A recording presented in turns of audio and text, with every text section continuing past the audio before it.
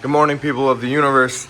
Today is an exciting day because today we are working on the Z and we are putting in SPL front upper control arms. Oh God, there we go.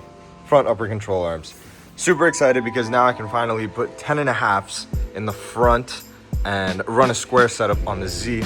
And even better, I actually got new tires now. I got Firehawk Indy 500 tires, 275/40 by 18s. This is definitely a big upgrade compared to whatever Sumitomos I have here, as well as in the front of the Z on the 9.5s. So today is gonna be kind of different. I'm not gonna really put the GoPro view on just because I am kind of on a time crunch, so I wanna knock all this out. Front upper control arms is one thing. Second thing, we do have a track day next weekend, so checking my pads, my brake pads, making sure I got life on them. I do have another pair just in case. Also changing out clutch fluid, brake fluid, bleeding that system out, making sure there's no air. Let's get the car in the air. Let's get this driver's side wheel off and let's get to work.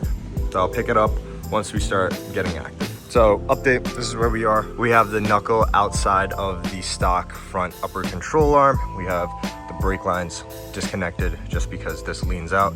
Don't want to snag anything. I took off the top strut frame thing right there. People say in videos you're supposed to drop the coilover a little bit, and they drop it from the bolts up top as well as the sway bar, so then this can come down, and this bolt is a problem child. I want to see if I can finagle it. I'm gonna make it harder on myself, I know, but I want to see. I think I can get this one out too. We'll try, we'll see. Pretty much all I gotta do is remove those two bolts, put in the new one. Yeah, this side is pretty much done. So let's see if I need to take out the strut or not. Success, managed to get it out. This did give me a little bit of a struggle right there on the left side where it pinches in. Just be wary that these bushings can move and they can extend over time. So this side was the troublemaker, and I think it just got caught. Oh, I think it just got caught right in there. So it was giving me a little bit of an issue, but a good little tug and it came out. And I ended up dropping the strut. I took the end link off from the sway bar side, not really the actual shock side, because this was a lot easier. There's more clearance and all that. And then I just dropped the 3 nuts. Let me show you guys how to align this. So update, I went ahead and matched it to the best of my ability. All I really did was line it up. I didn't really go by this point because it's gonna be off-centered regardless. So I kind of just eyeballed it from the top where it matches with the V, and then kind of just got it lined up with the hole on both ends. It's definitely not the best. It's a good thing that my alignment shop is not too far from my house. That should be completely fine. It should be okay.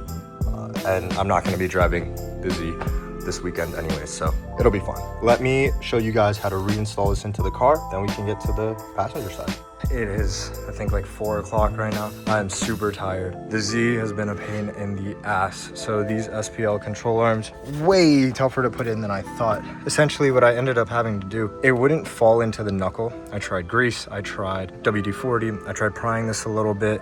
I tried everything, but essentially it wouldn't fall into the knuckle. I ended up taking the shock out, put it into the knuckle first, then put it into the subframe, and then re-applied everything back together. And I pretty much just did a check around. I'm gonna mark all these bolts to see if there's any movement down there as well. This was a lot tougher than anticipated. Did the same thing. On this side, I got some backup. Shout out to the boys at Gen Z Wraps. I'll put their socials in the description below. It definitely came out looking nice. That's pretty much it. The rest of the stuff that I gotta do is, oh, also, I got a rear bumper. It's a base model.